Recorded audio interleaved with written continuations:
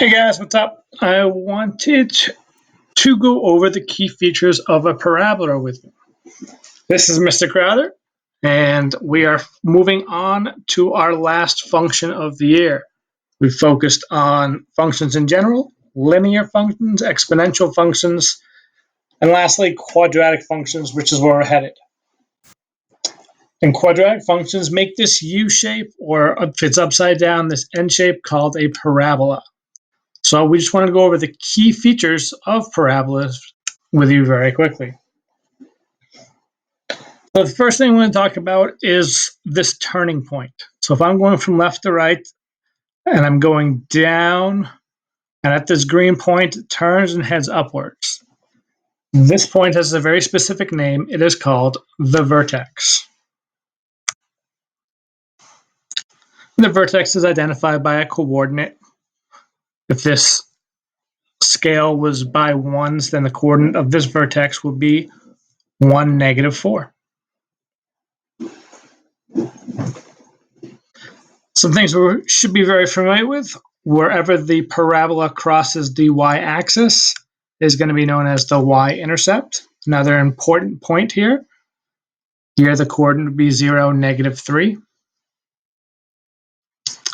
Where it crosses the x-axis has a couple names. It'll be referred to as either the x-intercepts or the solutions.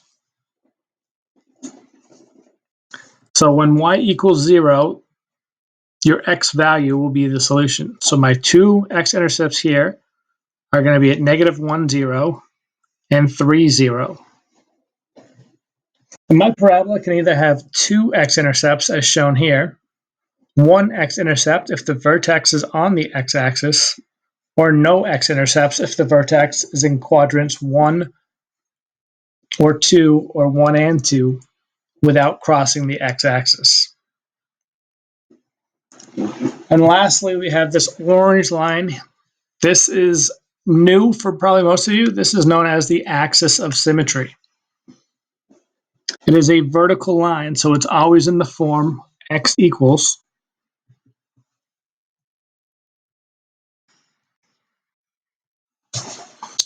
And it is where it crosses the x-axis is the equation for this line. So this crosses where x equals 1.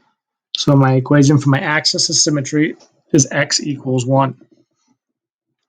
Now the axis of symmetry is the line in which the distance on the left is equivalent to the distance on the right.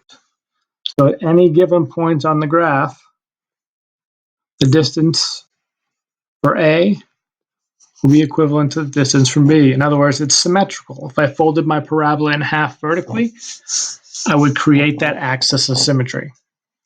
The axis of symmetry also goes through the vertex, and it should be the x-coordinate of the vertex.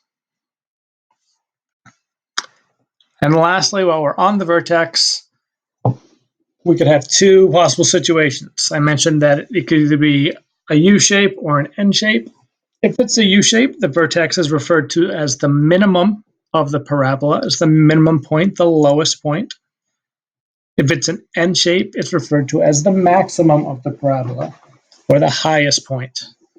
But in each case, the minimum and maximum is the vertex. It just depends on the direction of your parabola.